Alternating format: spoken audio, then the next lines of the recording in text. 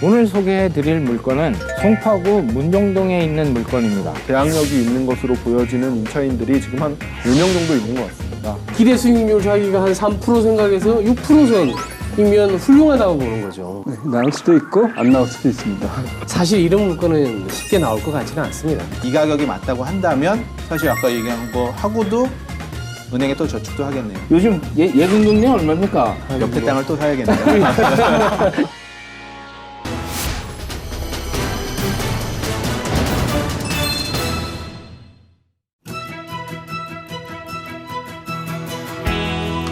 당신의 경제를 살리는 부동산 투자의 모든 것, 안노현의 부동산 물건 분석에서 시작됩니다.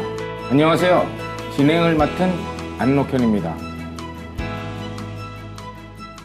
오늘도 시청자 여러분들의 부동산 투자의 이해를 돕고자 부동산 전문가들과 함께하고 있는데요. 함께하고 계신 분석위원을 소개해 드리도록 하겠습니다. 우선 부동산 법률 분석과 사업성 분석을 책임지고 있는 이종걸, 강치원 전문위원이십니다. 부동산 금융 분석과 건축 분야를 책임지고 있는 손용만, 박상준 전문위원이십니다. 오늘도 다양한 분석을 부탁드리며 패널분들을 모시고 본격적으로 프로그램을 시작하도록 하겠습니다.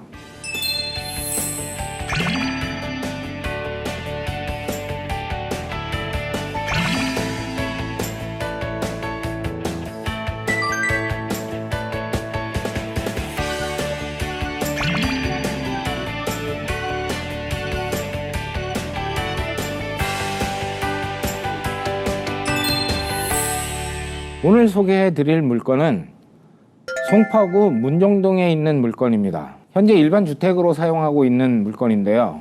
235평방미터의 대지를 가지고 있습니다. 평으로 따지면 71평 정도 되는데요. 지역에 있는 일반 건축업자들이 아주 선호하는 넓이라고 볼 수 있습니다. 현재 건축물은 287평방미터가 있는데 80여 평의 건물이 있습니다. 이 토지를 최대한 활용한다는 의미에서는 이 현재 있는 건축물은 좀 적다고 볼 수가 있습니다. 이제 우선적으로 이 물건을 취득하려면 어떻게 해야 되는지, 이 물건은 현재 경매가 진행되고 있는데 경매가 어떻게 진행되고 있는지 현재 상황을 좀 이 위원께 한번 여쭤보도록 하겠습니다. 이 물건은 현재 동부지방법원에서 경매가 진행 중인 물건인데요.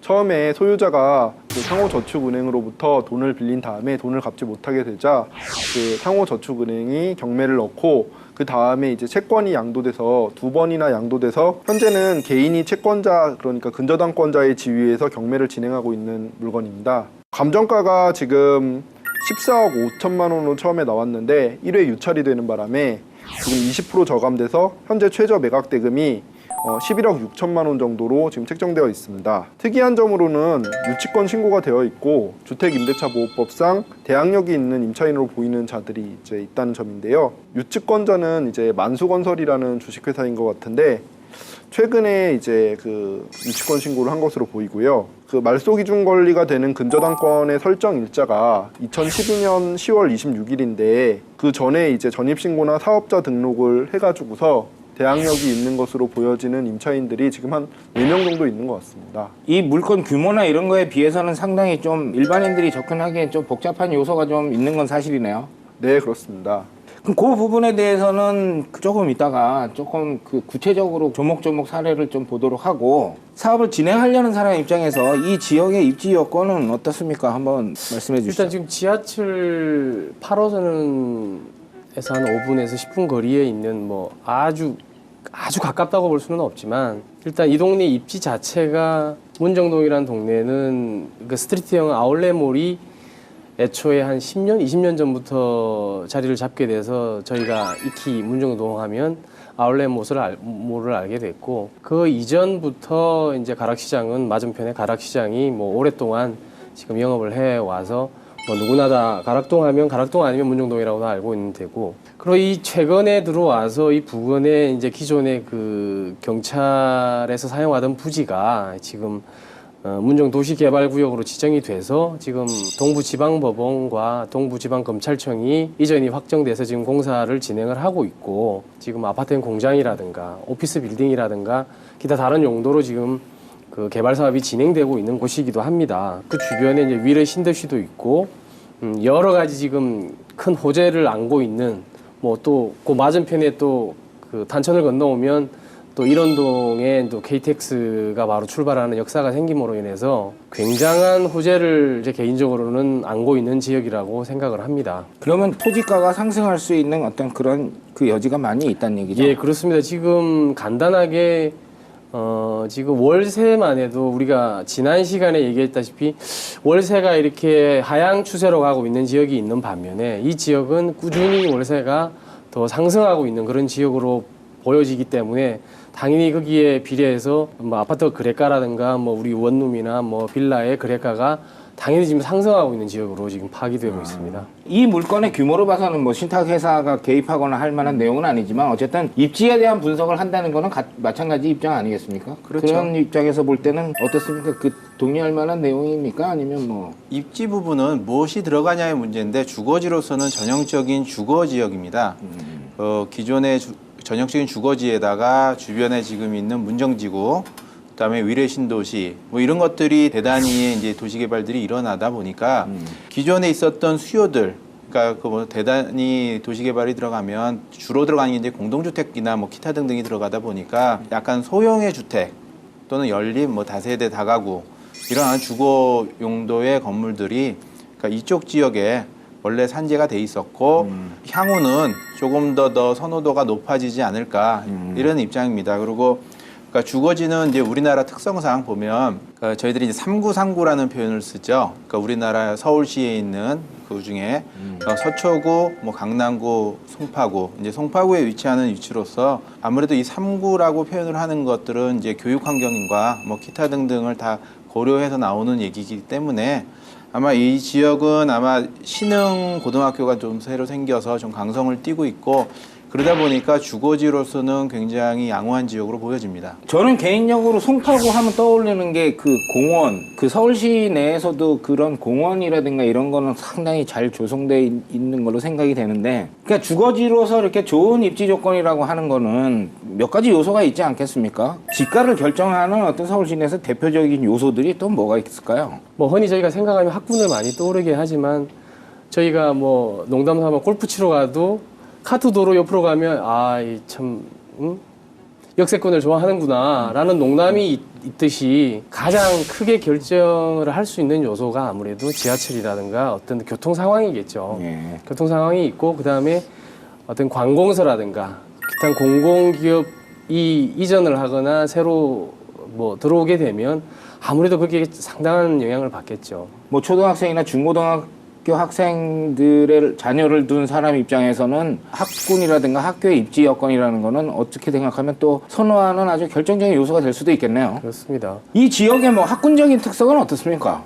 문현고등학교라는 곳이 있고요. 그 다음에 이제 문정고등학교가 있는데 문정고등학교는 이제 초등학교, 중학교, 고등학교와 같이 이제 물론 재단이 같은지는 모르겠습니다만 아마 같은 시기에 생긴 것 같고요. 그 다음에 문현고가 있고 그 다음에 이제 한림국 예술학교라고 해야 됩니까? 예술학교가 있고 인근에 이제 기계공고가 있는 걸로 그렇게 파악이 됩니다. 그래서 아무래도 신설된 고등학교다 보니까 좀 공부를 우리말로 이렇게 많이 시키는 늦게까지 잡아두면서 많이 시키다 보니까 최근에 이제 수능 만점자도 나오고 하다 보니까 조금 유명해진 것 같습니다. 이 지역이 그런 그 교육적인 측면에서도 상당히 그 학부모들이 좋아할 만한 요소도 있고 주변에 어쨌든 관공서라든가 송파구 하면 또 떠오르는 게 또 그 공원이라든가 이런 그 시설이 그 다른 지역에 비해서 상당히 좀 잘 구비가 돼 있는 걸로 또 유명하기 때문에 그럼 뭐 지금 입지 조건 말씀을 나누다 보니까 다 좋은 것만 있네요. 뭐 광원도 일로 다 옮겨오지 뭐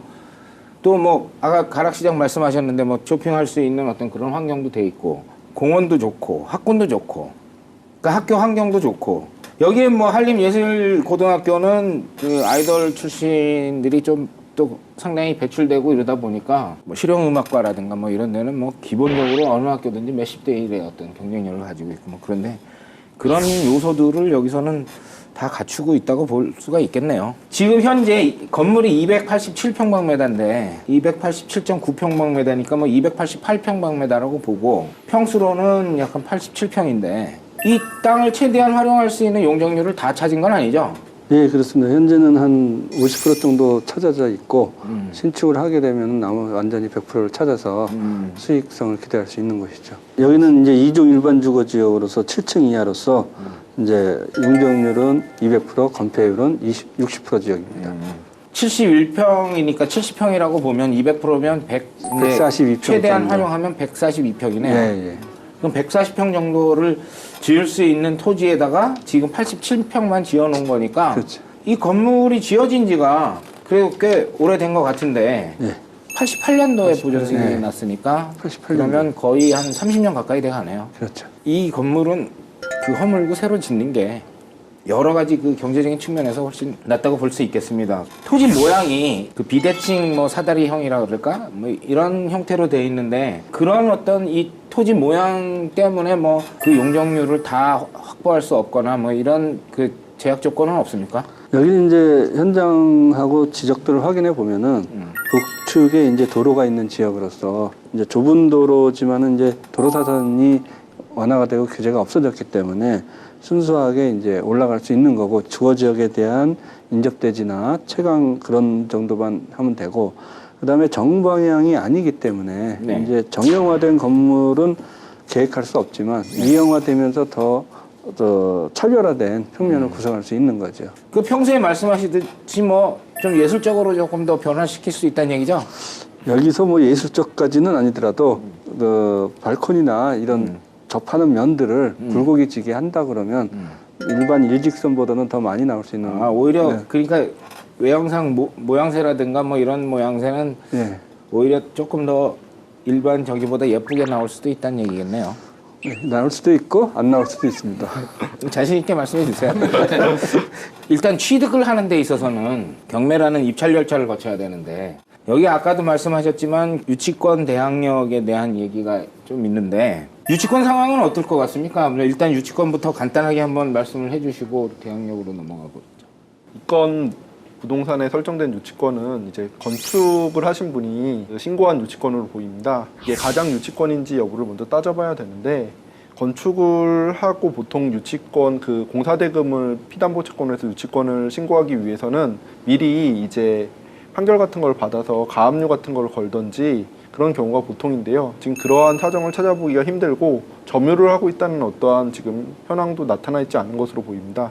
그렇기 때문에 그런 점에서는 유치권이 좀 성립한다고 보기 어려운 측면이 좀 있고요. 진정한 유치권이라면은 진작 이제 경매가 들어가자마자 이제 좀 대응이 나오는 것이 보통인데 이 건 같은 경우에는 경매가 한참 진행되고 난 다음에 지금 이제 신고가 된 걸로 봐서 아무래도 진정한 유치권이 아닐 가능성이 조금 더 높지 않나 그렇게 생각이 됩니다. 경매를 신청한 쪽이 근저당을 1순위 근저당을 잡고 있는 채권자는 개인으로 알고 있는데요. 네네.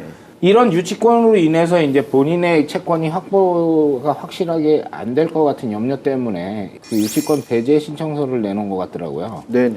그 유동화 회사에서는 이런 일을 많이 하죠. 일반 채권을 매입하시는 분들이 아무래도 깨끗한 상태의 채권을 구입하시길 원하기 때문에 유치권이라든지 아니면은 설정되어 있는 다른 이제 법정지상권 같은 그런 제약들을 제거한 다음에 하는 것이 보통이고요. 이 건 같은 경우에는 아까 말씀하신 대로 지금은 채권자가 이제 개인이지만 원래 처음에는 이게 상호저축은행에서 이제 근저당권을 가지고 있다가 경매를 넣었고요. 네. 그다음에 이제 채권을 양도했습니다. 그래서 채권을 양도하면서 근저당권도 이제 이전을 시켜가지고서 지금은 현재는 개인이 맞습니다. 그 유치권이 좀 배제될 가능성이 높은 물건에 사실 거래가 좀 활발하게 이루어진다고 보면 이 물건에는 채권자가 그 유치권 배제 신청을 이미 했는데 네. 그럴 경우에는 이제 가장 그 유치권자라는 거를 어느 정도는 확보를 하고 신청을 하지 않았나 싶네요. 예, 그렇을 겁니다 아마. 그러면 이 물건의 유치권은 이제 크게 뭐 문제가 되지 않는다고 치더라도 이제 대항력에 대한 얘기를 아까 하셨잖아요. 예.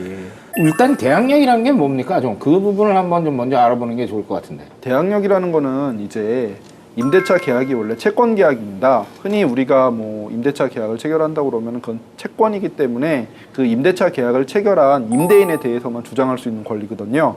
그런데 이렇게 채권적인 권리라고 그래버리면 소유자가 바뀌어버릴 경우에는 그 채권적인 권리를 주장할 수가 없기 때문에 굉장히 지위가 불안정하게 됩니다. 네. 특히 주택 같은 경우에는 거기서 이제 살면서 이제 가족들이 다 생활을 영위하는 공간인데 이게 소유자가 바뀐다고 그래가지고서 임대차 계약을 더 이상 유지를 못하게 돼버린다면 심각한 문제가 발생하게 되지 않겠습니까? 네. 그래서 법이 이제 특별히 우리가 법을 만들어서 이러한 이제 임차인들을 보호해주고 있는데요. 그게 바로 이제 주택임대차보호법이고 네. 그 주택임대차보호법에 의하여 일정한 요건을 갖춘 임차인들은 이제 물권, 전세권 같은 효력을 주는 게 바로 대항력이라고 보시면 됩니다. 네. 경매 같은 경우는 소유주가 바뀌는 게 이제 자의적인 서로의 합의에 의해서 바뀌는 게 아니고 강제적으로 바뀌는 거니까 그러면 그 강제적인 거로 바뀌는 거에 대한 어떤 임대차 보호법에서도 임차인들을 보호할 수 있는 어떤 그런 법이 적용되는 내용이 있는 거죠. 그럼요. 이게 크게 나누면은 이제 어떻게 보면 이게 굉장히 많은 분들이 자기 집을 가지기보다는 주택을 빌려서 이제 임차를 하여 사용하고 계시니까 굉장히 중요한 내용인데요. 주택임대차보호법에서 이제 임차인을 보호하는 권리 중에 이제 3개로 크게 나눠볼 수가 있는데 첫 번째는 아까 처음 말씀드린 것처럼 대항력인데 이 대항력을 갖추려면은 처음에 이제 그 주택을 인도받는다고 그래서 그러니까 받아서 점유를 하고 있어야 되고요. 그리고 주민등록을 해야 됩니다. 근데 주민등록을 해야 되는 이유가 안 그러면 이게 이 사람이 그 주택을 사용하고 있다는 게 공시가 안 되기 때문에 등기부처럼 이렇게 뭐 누가 열람을 해볼 수가 없지 않겠습니까? 근데 네. 주민등록을 통해서 이렇게 공시를 하는 효과가 있는 거고요. 그 다음에 또 우선 변제라고 그래가지고서 아까 말씀하신 대로 이제 그 임대차 계약서에 대항력을 갖춘 임차인이 확정일자까지 받아놓으면 우선 변제 효력이 인정돼서 그 확정일자보다 뒤에 설정된 근저당권보다는 먼저 배당을 받을 수가 있습니다. 그리고 이제 마지막으로 최우선 변제권이라는 게 있는데 이건 뭐냐면은 이제 일정 금액 이상의 소액 임차인들을 특별히 더 보호하기 위한 건데요. 대통령령으로 정한 금액이 있습니다. 서울 같은 경우에는 이제 9,500만 원 이하의 임차인만 적용이 되는데요. 그런 임차인의 경우에는 3,200만 원까지는 그 어떤 금액보다도 보통 경매 비용이나 뭐 이런 걸 제외하고는 저당권 같은 것보다도 더 우선해서 배당을 받을 수 있도록 해주는데 이걸 최우선 변제권이라고 합니다. 네. 경매 개시일 이전에 어쨌든 주민등록이 됐다고 하면 어쨌든 그 돈을 받을 가능성이 높다는 얘기겠네요. 네, 맞습니다. 경매 개시 전에 돼야 됩니다. 그러면 여기다 이제 건축상의 부분에 있어서는 여기다가 허물고 새로 짓는 게 좋다. 그 박 의원께서 말씀해 주셨는데 도시계획 확인원이라는 걸 보고 이제 거기에서 가장 기초적인 어떤 그 지식을 일단 먼저 확인을 하지 않습니까? 근데 여기에 이 지역에 학교들이 많아서 그런지 학교 환경 위생 정화구역 이런 얘기가 있더라고요. 건축을 할 때 어쨌든 여기서 얘기하는 이런 기준을 감안을 해라 이런 뜻 아니겠습니까? 예, 그렇습니다. 이런 학교 환경위생정화구역 같은 경우는 이제 그 학교에서 얼마나 떨어져 있을 때는 위에 시설이 들어오지 못하게 구역을 지어낸 것으로서 이제 학교 의 보건위생과 학습의 효율성을 감안해서 이제 어떠한 시설 행위를 금지하는 구역이라고 말씀드릴 수 있고요. 이제 이 학교 환경 위생 정화 구역 중에서도 절대 정화 구역이 있고 상대 정화 구역이 있습니다. 근데 절대 정화 구역은 학교에서 50m 이내, 상대 정화 구역은 200m 이내로 제한을 해서 거기는 위해 시설입니다. 위락 시설 등을 설치를 금지하는 구역으로 지정을 해놨죠. 그러면 학교 환경 위생 정화 구역이라는 거는 이 토지가 학교하고 50m 이내에 있다는 뜻이겠네요, 그럼? 그렇죠. 이 구역 거꾸로 안에 생각을 하면? 예, 거꾸로 생각하면 거의 그렇게 볼 수 있고요. 그다음에 그 주변에 있으면은 이제 조심해서 지은 용도를 건물의 용도를 제한하는 거기 때문에 신축할 때 그거를 감안해서 신축을 하라는 얘기죠. 어쨌든 이 지역이 학교도 가깝고 주거용으로 가장 그 적합하다고 우리 손 의원도 얘기하시고 우리 강 의원도 얘기하시니까 뭐 여기다가 뭐 다른 용도를 짓거나 할 필요는 없을 것 같고 그 주택을 짓는 거는 뭐 아무 그런 거기에 그 제약이 없는 거죠? 예, 그렇습니다. 신축을 지어서 새로 하는 게 좋은데 주택이라고 하더라도 원룸이 있고 말하자면 신혼부부형이 뭐 투룸 형식 같이 뭐 거실과 주방하고 방이 따로 있는 거 있지 않습니까? 이런 것도 있을 수 있고 아니면 중고등학교 학생들이 있는 어떤 그런 세대들이 들어가는 게 상당히 괜찮을 것 같은데 어떻게 보십니까? 어떤 게 가장 적절하다고 생각하세요? 일단 용도는 뭐 주거 용도일 것 같고요. 뭐 면적 자체가 235제곱미터다 보니까 뭐 예를 들어서 내가 단독을 짓고 싶으면 그냥 주택 지어서 하면 되는데 이제 저희는 일반적인 얘기를 하자면 집을 짓고 좀 수익성이 있어야 되잖아요.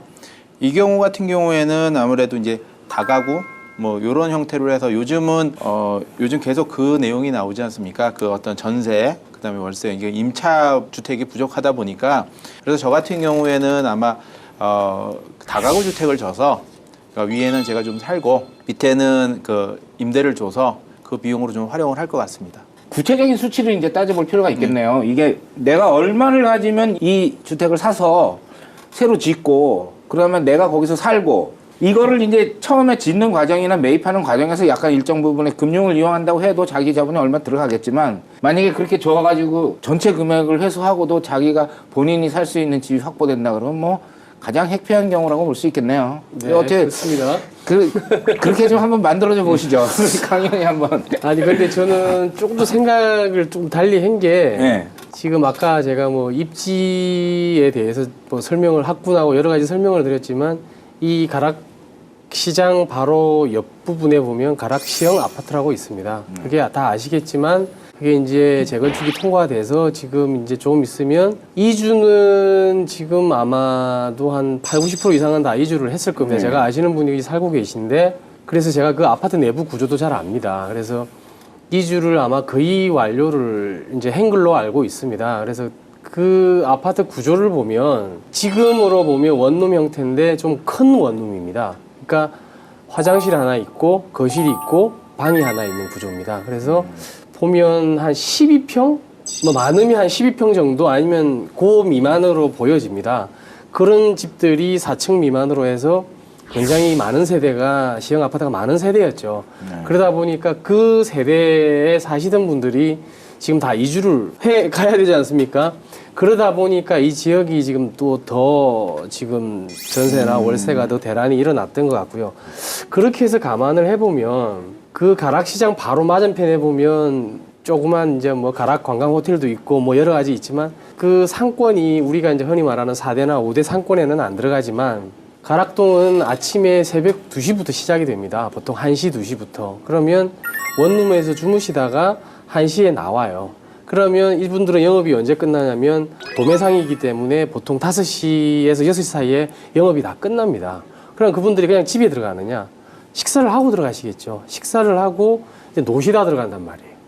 그러면 그 앞부분에 있는 상권이 아침부터 이제 붐비기 시작을 해서 점심은 이제 직장인들이나 거주하시는 분들하고 저녁 되면 또 소매장사 하시는 분들이 나와요.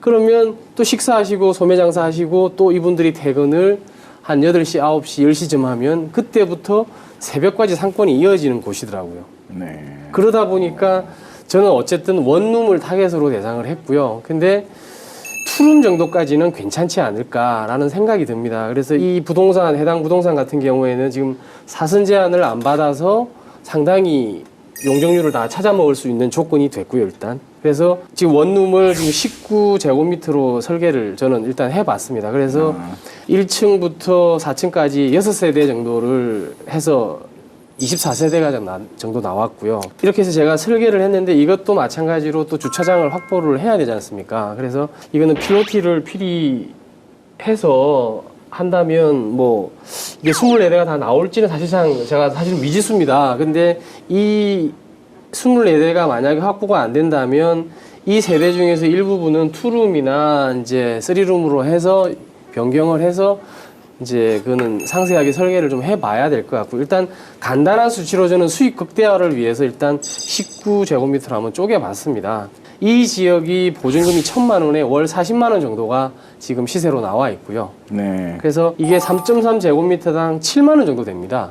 한 세대당 이 보증금 1,000만 원에 40만 원이면 한 층당 6세대면 보증금 6천만 원에 월 240만 원이 됩니다. 그래서 4개 층을 합하게 되면 보증금이 2억 4천에 월 960만 원이 나오게 됩니다. 근데 이제 이게 원룸으로 쪼갰을 때 이렇게 나오는데 우리가 아까 제가 말씀드린 대로 투룸이나 쓰리룸으로 쪼개게 되면 아무래도 이 월세에 관련된 부분은 조금 아마 하향 조정이 될 걸로 생각이 듭니다. 주차를 확보하려고 하면 몇 대 정도가 가능하겠습니까? 지금 한 8대 정도?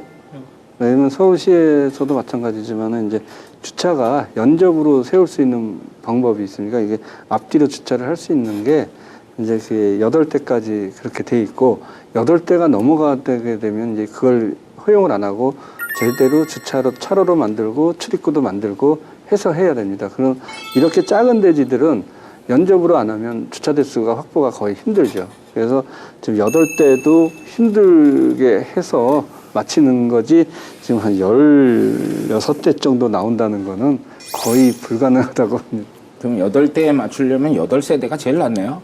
그렇죠. 8대면 세대 수는 더 늘어나겠죠. 예, 아무래도 8대. 0.7대 정도 되니까. 예, 가용 면적을 4개 층으로 한다고 하면 그냥 한 층에 2개씩 하면 8세대네요. 그렇죠. 그렇게는 간단하게 지을 수 있지 않겠습니까? 그렇죠. 그럼- 그렇게 되면 제일 간단한 부분. 네, 그러면 이제 주차를 해결하기 위한 별도의 방법, 다른 건 없습니까? 기계를 뭐 이렇게 갖다 놓는다든가? 주택 같은 경우에는 기회식 주차를 허용 아직 안 하기 때문에 그거는 불가능한 거고 단지 이제 좀 세대수를 넓힌다고 그러면은 60제곱미터의 전용 면적 60제곱미터 이하로 한다면 지금 이제 이걸 도시형 생활주택으로 했을 때 다가구로 했을 때 0.7세씩 되니까 11세대 정도 한 3세대 정도를 더 질 수 있겠죠. 같은 8대라도. 그래서 이제 면적이 좀 그 정도 범위 내에서 세대수를 늘릴 수 있는 거죠.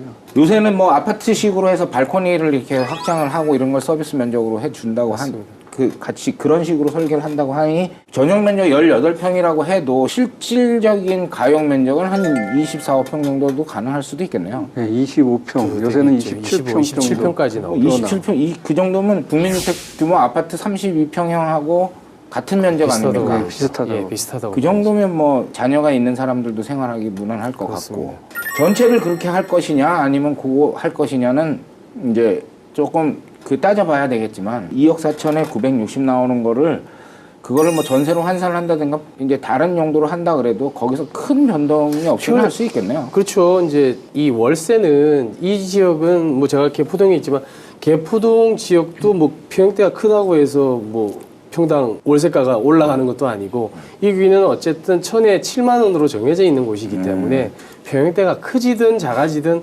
물론 조금의 차이는 있을 수 있겠지만 7만 원에서 거의 차이는 없을 것이다. 분양 후 통매각을 할 때 지금 여기 우리가 3.3제곱미터당 저희가 분양가를 생각을 해보니까 아주 옛날에 지었던 아파트 같은 경우에는 3.3제곱미터당 한 1,600, 1,700 나가지만 요즘 대부분 새로 지은 아파트지 않습니까? 그래서 2,500 정도까지 나가는 그 아파트들이기 때문에 제가 분양가를 나중에 개별 분양가를 2천만 원으로 잡았는데 2천만 원만 잡아도 분양가가 한 27억 6천 정도 나옵니다.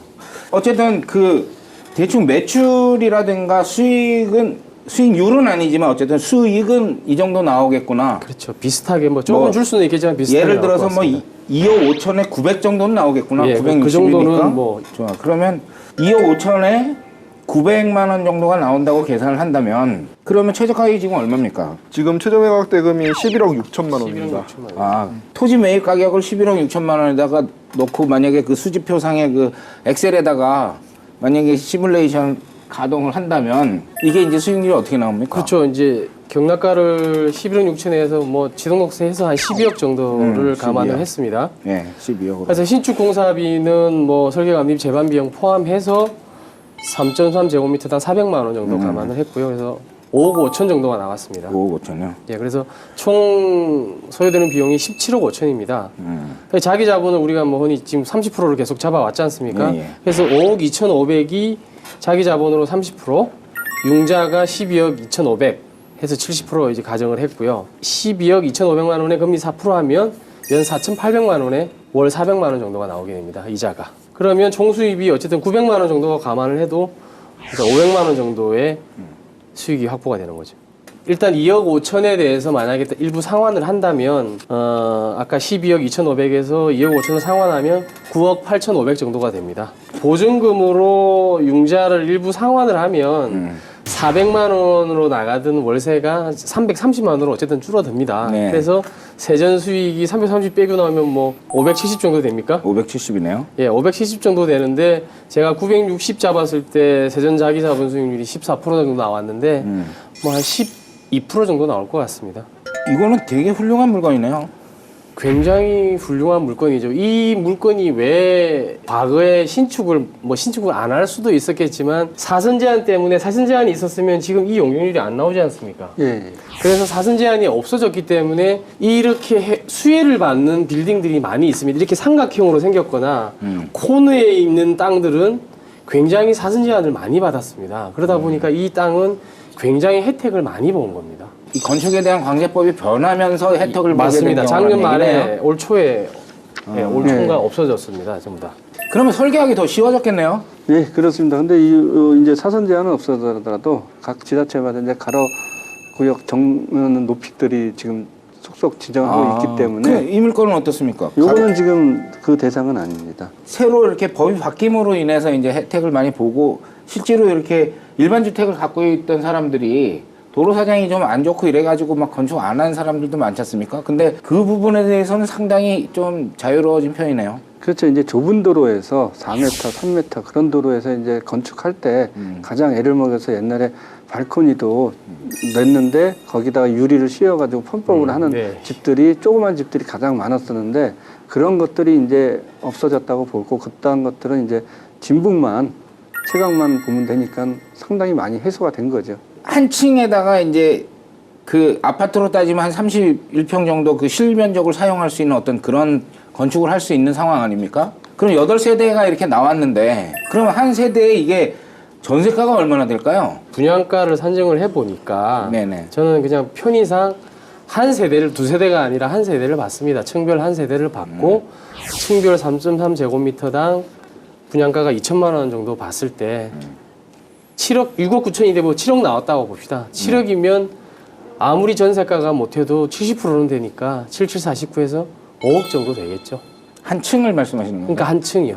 그럼 전 층- 4세대로 네. 봤기 때문에 네 근데 층이면 만약에 이제 이걸 8세대로 두 세대로 본다면 5억이 2억 5천 정도 되겠죠. 그 정도 넓이면 근데 제가 생각할 때는 2억 5천은 더 받을 것 더 같은데. 받죠 당연히. 근데 이제 우리가 수치상으로 봤을 때는 최저 전세가가 2억 5천 줄 사람이 누가 있겠습니까?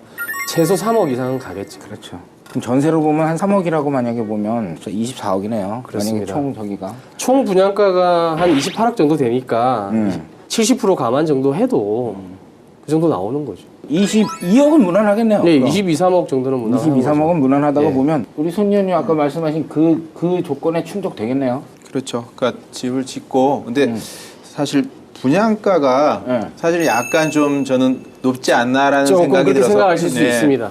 왜냐하면 이제 공동주택 같은 아파트 같은 경우에는 사실 이 가격 이상으로 해서 매각이 되는데 그러니까 임대 가격은 아마 이 정도, 전세 가격은 이 정도를 뭐 현지 자체가 요즘 하도 변동이 많아서 모르겠지만 사실 잘 사질 않잖아요.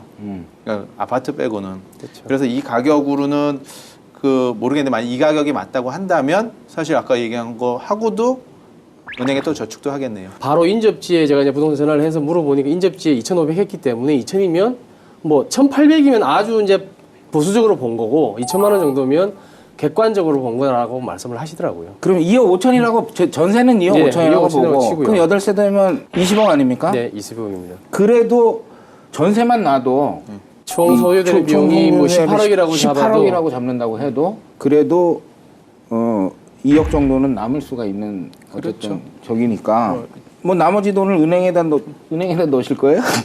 요즘 예금금리 얼마입니까? 옆에 땅을 또 사야겠네요. 그렇죠. 그게 다른 거 아니에요. 옆에 땅을 또 사야 되겠네. 잘은 모르지만 지금 이게 경매가 나왔으니까 이 금액에 지금 얘기를 나누고 있지. 그렇죠. 사실 현장에 가면 이 금액 가지고는 얘기하기가 쉽지 이런 않겠는데요. 금액으로 이런 땅이 나올 수가 없죠. 구조상. 이게 낮은 감정가에 잡혔을 때는 어떻게 해야 됩니까? 이게 감정이 소유자 입장에서 좀 억울하다.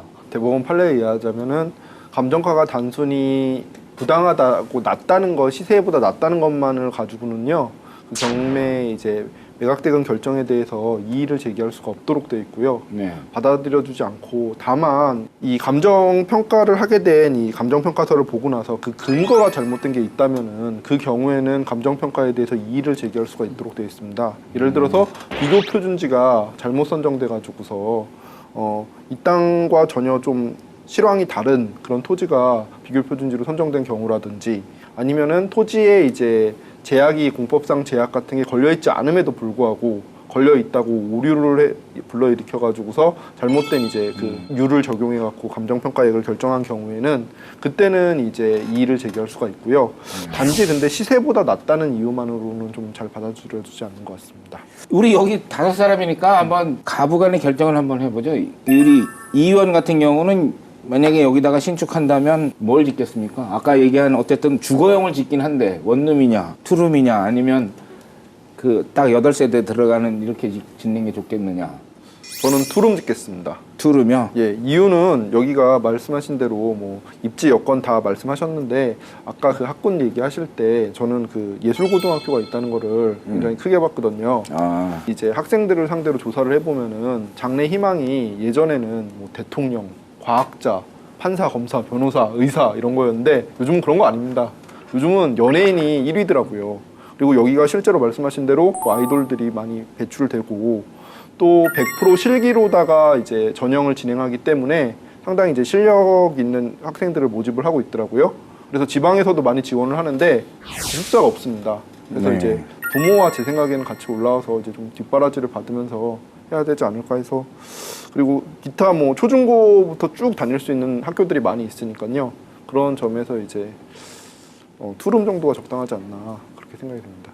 손 의원님은 어떠세요? 여기다 저는 섞을 것 같습니다. 아, 그러니까 뭐냐면 아까 말씀드렸던 것처럼 물론 이제 나이가 점점 들어가다 보니까 사실 거주지의 어떤 집에 내가 거주할 수 있는 공간 하나, 그다음에 밑에는 아까 얘기는 이제 그 제한 그 관련 법규 때문에 사실 주차장도 있고 뭐 기타 등등이 있다 보니까 전세 투룸 정도는 사실 기존의 어떤 거주자들의 어떤 전세 수요도 분명히 있을 것 같습니다. 그래서 투룸을 전세로 해서 아까 했던 그러니까 공사비를 좀 충당을 하고 그다음에 이제 그 운영할 수 있는 월세를 받아서 이제 생활비를 좀 쓰고 뭐 이런 컨셉으로 가는 게 저는 그렇게 한번 생각을 해봅니다. 본인 살집까지도 마련하고도 또한 생활비도 어느 정도 조달할 수 있는 어떤 그런 환경이다 보니까 어떻게 보면 지금 현재 최저 가격이라고 하는 11억 6천만 원이라는 금액은 좀 합리적이 아닐 수도 있겠네요. 그러면 이거보다 훨씬 욕심을 적게 가진 사람은 이거보다 훨씬 더 높은 금액 아니면 감정가 처음 잡힌 어떤 그런 금액에도 접근을 하는 어떤 그럴 수가 있겠네요. 그렇죠. 이제 신축으로 생각을 해서 물론 저도 이제 주차장 부분 제약도 있기도 하거니와 투룸하고 원룸을 어쨌든 설계를 한다면 섞어야 될 것 같습니다. 왜냐하면 두 개를 섞어서 최대 수익률을 확보를 한 뒤에 물론 계속 살 수도 있겠죠. 자기가 살 수도 있고 또는 통매각을 할 수도 있는 방법이 있지 않습니까? 그래서 살다가 최대 수익률을 확보한 뒤에 그걸 분양가랑 사실 분양가를 생각할 필요가 없는 거죠. 그렇게 되면 네. 제가 수익률이 최대한 확보가 되면 거기에 맞춰서 어차피 매각가는 결정이 되기 때문에 거기에 맞춰서 매각을 한다면 가장 좋은 방법이 되지 않을까. 우리 박 의원은 어떻습니까? 이 세 가지 중에 고르라면.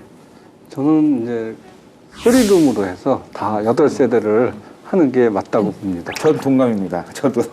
왜 그러냐면은 여기 이제 투룸이나 원룸 같은 경우는 이제 솔직히 세대수가 많으면 어떻게 임대도 하겠지만 일단 3룸 같은 경우는 이제 발코니도 활용한다면 아파트에서 한 35평대 평형까지 확보할 수 있으니까 8세대를 전세로 놓는다 그러면 여기서 충분한 대지비나 공사비를 뽑고 나머지 여유로 다른 데 투자하는 게 가장 좋다고 봅니다. 이건 어떻습니까? 그 자기 자본이 적으면 적을수록 3룸이나 이렇게 해서 전세금을 많이 이렇게 확보를 하고 자기 자본이 한 10억 정도라고 하면 가능하면 월세 쪽에다가 초점을 맞추는 게 낫겠죠. 그렇죠. 채무액이 사실 생각보다 그렇게 많지가 네, 않습니다. 그렇습니다. 뭐 그런 차원에서 본다면 좀 잘 해결이 돼서 이렇게 원주인이 큰 손해를 보지 않게 좀 일이 진행이 됐으면 좋겠는데 이제 전체를 완전히 원룸으로 했을 때 이제 그 월세 금액이 나왔지 않습니까? 2억 5천에 우리가 900이라고. 정도로, 예. 2억 5천에 900을 우리가 전체를 만약에 다 임대를 놨어요. 놨을 경우에 그 금액을 기준해서 만약에 통매각을 한다면 사는 사람의 요구 수익률이 있을 거 아닙니까? 그렇습니다. 만약에 그 사는 사람의 요구 수익률이 뭐 부모님도 어차피 융자 끼고 사도 되는 거니까 예를 들어서 융자가 뭐 3%라고 보시고요. 예를 들어서 저기 진행자님 좋아하시는 3%. 아니 뭐 그걸 꼭 꼬집어서 이렇게 그래서 3%에다가 기대 수익률 자기가 한 3% 생각해서 6% 선이면 훌륭하다고 보는 거죠.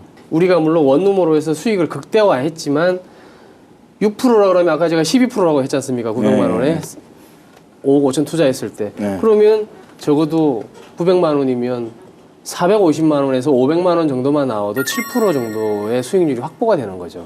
6%가 안정적으로만 나온다고 하면 살려고 하는 사람들은 많이 있다고 생각을 합니다. 이게 6%만 그게 아니라 원룸이 아니라도 투룸이든 그렇죠. 쓰리룸이든 6%는 무조건 나온다고 보셔야 되죠. 그러니까 그렇게 한다고 하면 매각 금액이 자기 자본율이 5억 5천이 들어갔다고 하면 예를 들어서 매각 금액이 11억이나 10억 정도 그러니까 융자 빼고 한다고 하면 자기 자본의 어쨌든 100% 이상의 수익률도 내면서 충분히 매각할 수 있는 그 환경은 된다는 얘기네요. 땅 모양 자체가 예전에 이제 지금 안 쳐져 있는 것만 보니까 사실 그 정도에 밖에는 안 되겠다고 생각을 그렇죠. 해서 지금 다행히 이제 저희는 전문위원이 또 따로 계시다 보니 또 변경된 법에 따라서 새롭게 작성을 해보니까 이렇게 나온 거고요. 아마 감정가도 아마 감정가는 이제 주변 사례 또는 뭐 이거 기타 등등을 감안했겠죠.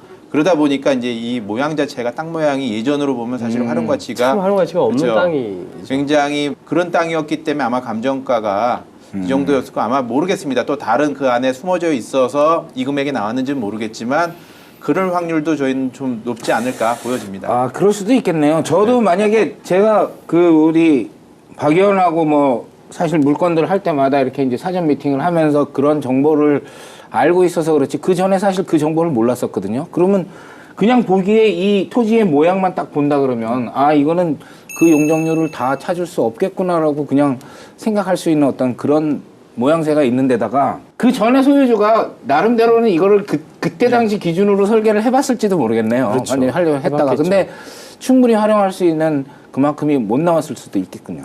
그렇죠. 이제 과거에 토지주들은 어쨌든 사선 제한이 지금 옛날에 나왔지 않습니까? 근데 이게 또 사선 제한이 한번 또 폐지된다고 하다가 또 흐지부지 됐었어요. 한번 한 올 초에 그렇게 하다가 흐지부지 됐어요. 안 되는 줄 알았어요, 또.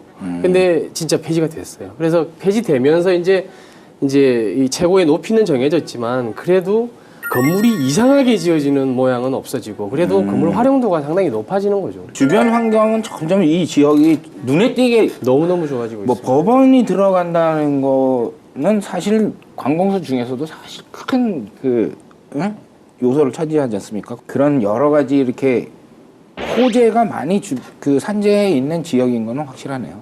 이런 좋은 물건을 확보하기 위해서는 뭐 마지막으로 이 경매에 임하는 어떤 자세나 어떻게 주의해야 될 점이나 이런 것들을 마지막으로 이 의원께서 먼저 한번 말씀을 해주시면 고맙겠네요. 예, 계속 뭐 제가 여러 차례 말씀드린 것 같지만 경매를 진행할 때 이제 유치권이나 이제 대항력 있는 임차인이 있는 경우에는 낙찰을 받더라도 이제 인도에 있어서 영도받는 부분에 있어서 굉장히 문제가 발생할 수 있기 때문에 그런 점들을 잘 감안하셔야 될 것 같고요.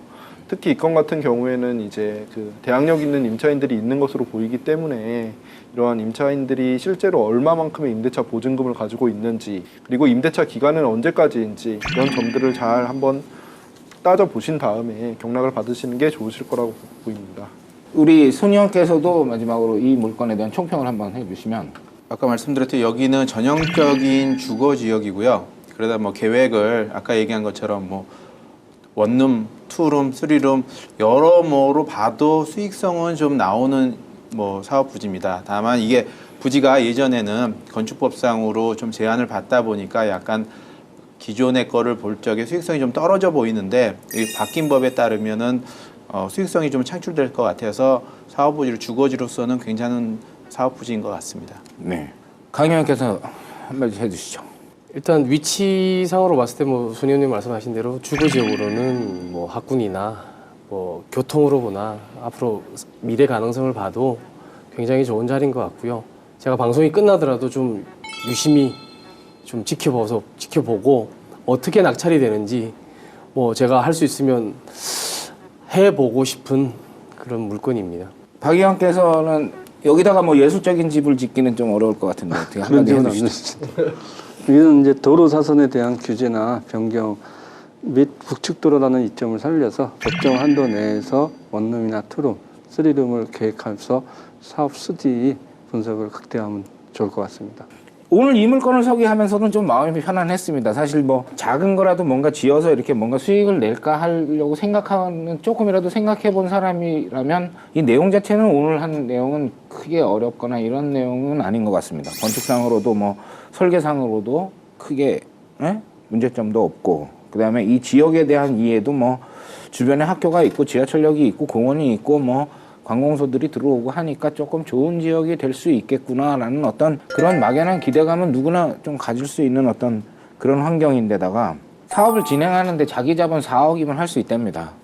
그러니 뭐 자기 자본 4억 정도를 가지면 여유를 가지고 이 물건을 개발하고 좀 좋은 수익을 낼 수 있는 어떤 그런 환경이라고 보면, 지금 최저 가격이라고 생각하는 부분이 조금 너무 낮은 상황일 수도 있기 때문에, 만약에 관심을 가지고 하신다고 그러면 자기 욕심을 조금 버리고, 사실 가장 욕심이 적은 사람이 낙찰 받게 되는 게 아니겠습니까?